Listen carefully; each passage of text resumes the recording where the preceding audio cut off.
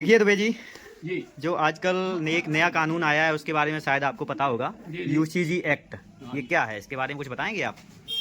कुछ अनंत वाद काल में ऐसा हुआ था कि एक बार यमराज जी को घमंड हो गया, बहुत बड़ा घमंड हो गया कि हम तो हर प्राणी की आत्मा को सीधा सीधा ले जाते धर्मराज के पास।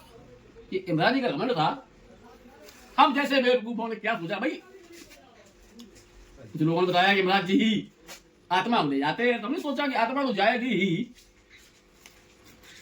क्यों ना हम यमराज जी का ही स्मरण करें, उनकी पूजा करें, आराधना करें। लग गए साहब, लग गए बिल्कुल।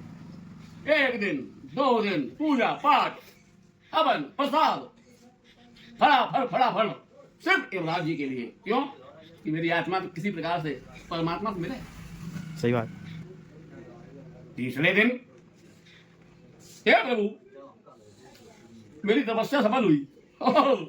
यमराज जी आए, आ धमके, कहिए बत्सो,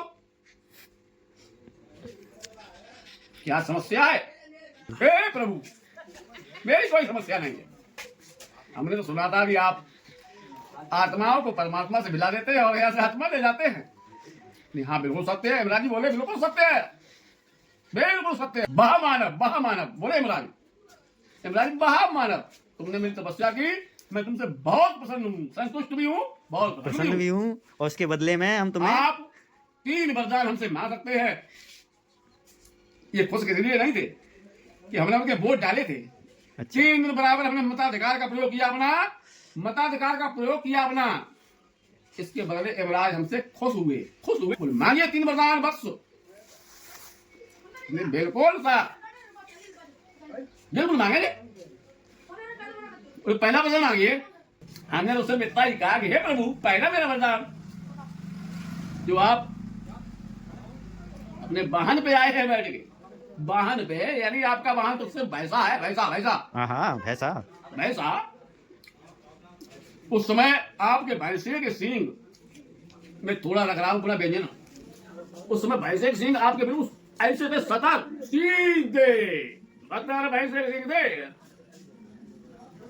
मुझे बड़ा आश्चर्य हुआ कि साहब भैंसे के सींग सीधे तो होते ही नहीं है, और ये कहते हैं साहब पहला वरदान मांगिए। तो मैंने तो सोचा कि हे प्रभु, ये तो 12 सिंगा या गाय जो हमारी गौ माता है, ऐसे सिंह उनके होते हैं, भैंसे के सिंह सीधे कहां से होते हैं? हमने हे प्रभु यमराज, आप सिर्फ इन सिंहों को, इन दोनों सिंहों को आप ऐसा कर दीजिए इकट्ठा, बिल्कुल ऐसा कर दीजिए। आप ऐसा करिए। यमराज जी बोले तथास्तु बस। वाह क्या बात है, पहला वरदान तो मेरा पूर्ण हुआ सर। नंबर आया दूसरे का, बोले दूसरा तो मांगिए। बिल्कुल साहब मांगे, दूसरा 3 आपने देने कहे हमें। दूसरा वरदान कब मांग? अरे हम अभी मांगे, एक मिनट रुको।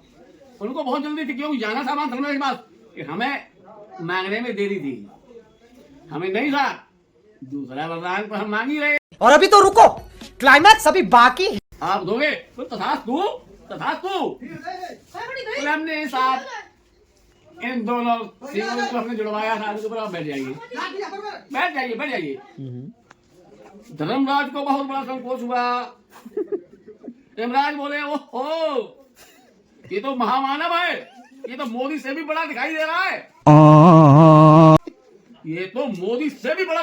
है, कि कहता कुछ और करता कुछ और है। लेकिन मजबूरी थी यमराज जी की।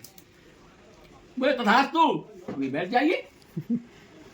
यमराज जी भक्त बैठे, भक्त भाई एकदम पट अभी मजा आएगा ना भिड़ो। दोनों जब अपने सिंह जुड़वाए थे पहले वरदान में, दूसरे वरदान में उन्हीं सिंहों होने बैठा उन्हें।